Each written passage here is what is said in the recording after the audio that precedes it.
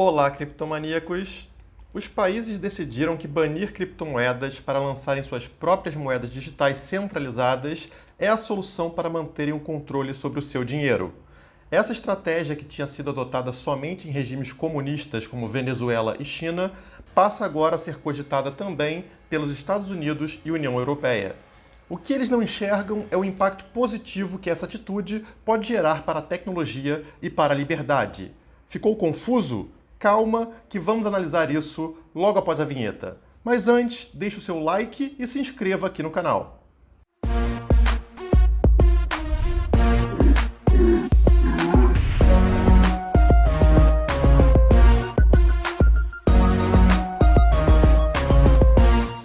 Aparentemente, a máfia estatal de todos os países decidiu que a forma ideal de lidar com as criptomoedas é bani-las ou criar barreiras enormes, para, na sequência, lançar sua criptomoeda estatal sem o risco de precisar concorrer com outras. Essa estratégia começou em regimes comunistas como na Venezuela, que proibiu criptomoedas para lançar sua moeda digital Petro, controlada pelo governo, e também pela China, que proibiu criptomoedas para criar sua moeda digital estatal já em fase final de desenvolvimento. Agora, a mesma estratégia começa a ser adotada também por países desenvolvidos. A França, por meio de seu ministro da Economia, já afirmou que irá banir a Libra, moeda digital do Facebook, do solo europeu, e que irá se reunir com autoridades do Banco Central Europeu para lançar sua moeda digital pública. Ou seja, moeda digital só é ruim quando não é controlada pela máfia, que, como sempre, odeia concorrência.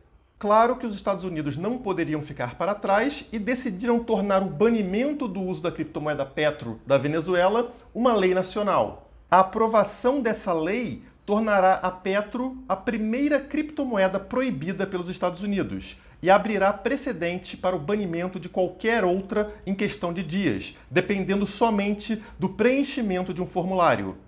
Com as sanções econômicas impostas pelos Estados Unidos a diversos países, é de se esperar que muito em breve essa lei seja usada para banir diversas outras moedas digitais, evitando que as pessoas consigam contornar as sanções americanas. De imediato, podemos esperar pelo banimento da moeda digital chinesa, prestes a ser lançada, assim como qualquer uma desenvolvida pela Rússia, Irã e países atualmente em disputas com os Estados Unidos. O banimento de moedas focadas em privacidade, como Monero e Zcash, não deve levar tempo para ocorrer, com a já tradicional desculpa de que são usadas por criminosos. Assim que ocorrer a esperada digitalização do dólar, o banimento pode atingir até mesmo o Bitcoin, já que este seria um concorrente à moeda digital americana. O Brasil, apesar de atrasado, está seguindo o mesmo processo. Assim como feito pela China e Estados Unidos, inicialmente está criando uma regulamentação com instruções normativas aparentemente inofensivas, onde são solicitadas informações sobre empresas e usuários de criptomoedas. Essa maneira dócil de interagir com a sociedade é planejada, já que reduz o número de pessoas que tentariam escapar dessa ação estatal. Após mapear o mercado com dados da maior parte da população, aí sim serão criadas leis para restringir o uso, como vem sendo feito na Europa e Estados Unidos, para no final lançarem a moeda estatal digital e banirem o uso de qualquer outra. Portanto, estão usando essa inofensiva coleta de dados de corretoras e usuários de criptomoedas sem assustar o público, assim como fazemos quando queremos pegar um rato. Ao invés de sair correndo atrás dele com uma vassoura, é mais fácil colocar uma ratoeira escondida, com um inofensivo pedaço de queijo na ponta, e deixar que seja o rato a vir até você. Infelizmente, a maioria das pessoas cai na armadilha. É importante entender que regulamentações estatais são destrutivas a qualquer setor, por dois motivos principais. Primeiramente, elas destroem a concorrência e geram concentração de mercado. Sabe aquela história de que o Estado existe para combater desigualdades? Então, isso é uma grande mentira. Desigualdade é algo natural e esperado, mas o Estado consegue piorar a desigualdade de forma artificial. Quando uma regulamentação é criada, ela define diversas medidas obrigatórias para qualquer empresa que quiser fazer parte desse mercado. No caso do setor de criptomoedas, somente a Instrução Normativa 1888 já exige que diversos dados de clientes sejam monitorados, arquivados e enviados à Receita Federal. O governo quer saber o nome dos clientes, seus documentos, onde moram, quanto transacionam em criptomoedas e para quem enviam dinheiro.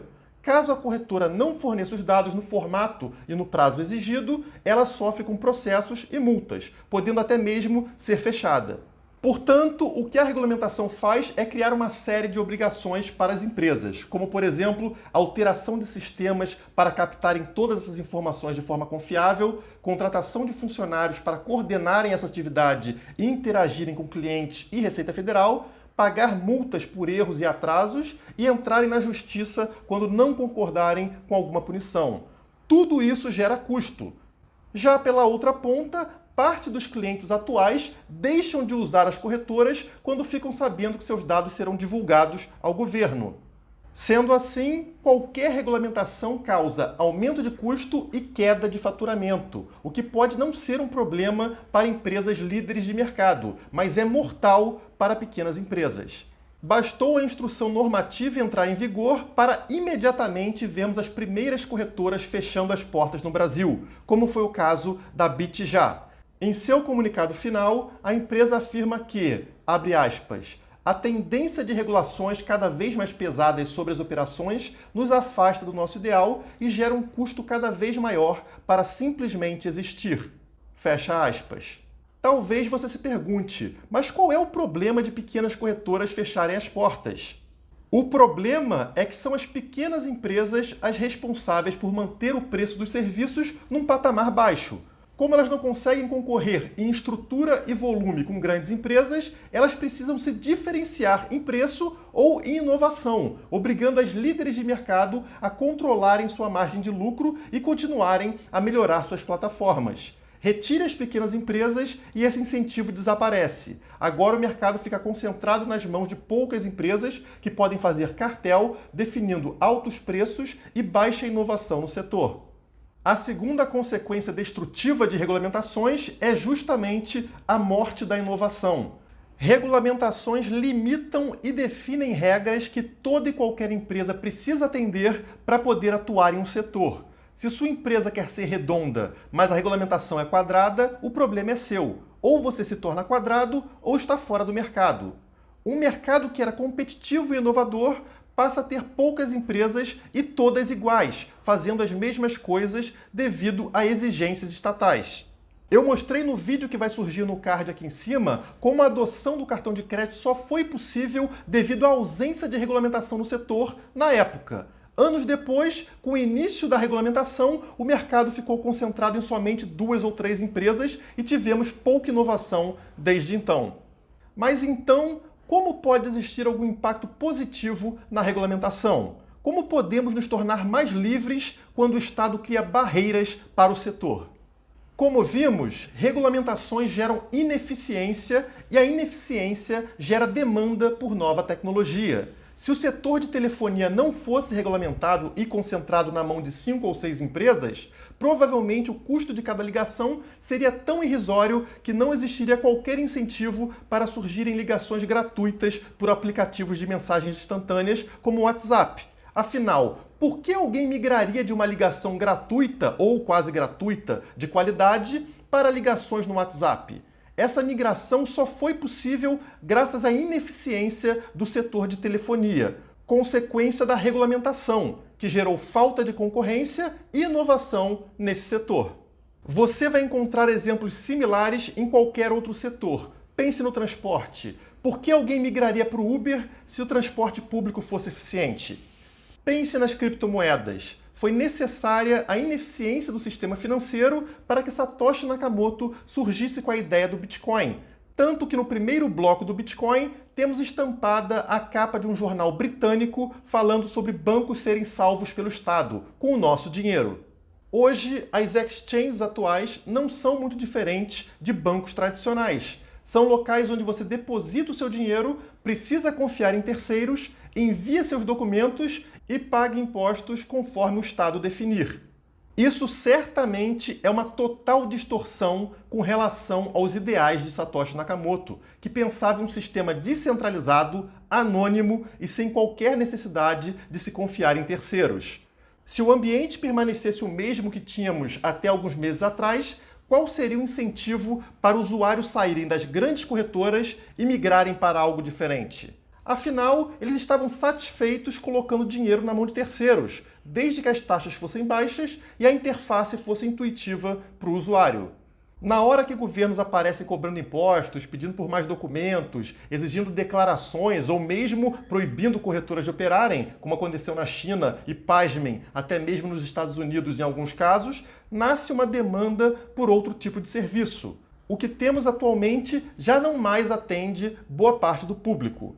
Quanto mais criptomoedas e corretoras forem proibidas pelos estados, quanto mais burocracia for criada pelo Estado, maior será o incentivo para a criação de algo novo, que fuja do controle estatal, como foi idealizado por Satoshi Nakamoto. Toda vez que eu vejo o Estado imprimindo papel moeda descontroladamente, fazendo reserva fracionária ou sugerindo a criação de novas taxas para as transações bancárias, como por exemplo a CPMF, mais otimista eu fico com relação às criptomoedas. Quanto mais eles destruírem a moeda estatal, maior será o incentivo para a adoção de criptomoedas. Quanto mais eles destruírem as corretoras centralizadas e ameaçarem quem informar seus dados, maior será o incentivo para a migração para sistemas descentralizados. E é disso que precisamos. Os ataques estatais já começaram a gerar incentivo nesse sentido. A corretora P2P HODL, com medo do que está por vir, decidiu tornar seu código open source, ou seja, aberto ao público. Qualquer um poderá, a partir do ano que vem, abrir uma corretora idêntica em outro site, em outro país, quando bem entender. Isso faz com que o serviço dessa corretora não possa ser fechado pelo Estado. Se um governo decidir derrubar o site da HODL, em poucas horas, outra pessoa pode subir o site em outro domínio, em outro local do mundo, e isso pode ser feito quantas vezes forem necessárias. É muito bonito vermos uma empresa abrir mão do seu principal produto, do seu diferencial no mercado, em favor de um ideal de liberdade. Como afirmou o CEO da HODL numa conferência na Letônia, a história nos ensinou que se um governo quer te destruir, ele vai. Ele afirmou que abrir o código ao público foi a forma que encontrou para lidar com a crescente ameaça estatal. Esse ar libertário faz a corretora ser realmente diferente do mercado. Ela opera somente Bitcoin, única moeda da confiança do seu fundador, e ela não pede qualquer documento a seus clientes, mesmo quando ameaçada por governos. Quando questionada sobre o motivo de agir assim, a empresa informou: "Nós entendemos que exigir documentos de clientes inocentes gera mais malefícios do que benefícios, ao expor seus documentos a criminosos e pessoas fraudulentas. Os documentos que os usuários enviam às exchanges já foram roubados inúmeras vezes no passado. Isso também teve impacto insignificante em prevenir qualquer lavagem de dinheiro ou em proibir criminosos de usarem serviços de exchanges. Eles sempre encontram uma maneira." Percebemos então que essa é uma empresa que coloca a segurança e a privacidade de seus clientes acima dos da máfia estatal e que, quando foi atacada pelas regulamentações, teve incentivo para descentralizar o seu código. Isso provavelmente jamais aconteceria não fosse a crescente pressão das regulamentações. Essas mesmas regulamentações incentivaram o próprio modelo da corretora, que se viu obrigada a não fazer qualquer custódia do dinheiro dos clientes, fugindo assim das exigências estatais por envio de dados de transações dos clientes. Ao contrário das corretoras tradicionais, a HODL simplesmente lista ordens de venda e de compra de Bitcoin e fornece um serviço de contrato inteligente na blockchain, onde o vendedor armazena seus Bitcoins, que só podem ser acessados quando o comprador realizar a transferência de papel moeda. O Bitcoin só é liberado quando 2 de 3 assinaturas forem obtidas. É como se cada parte tivesse uma chave para abrir um cofre. Vendedor tem uma, comprador tem uma e corretora tem uma. Se comprador e vendedor usarem suas chaves, ambos estão de acordo e a troca acontece sem qualquer intermediário.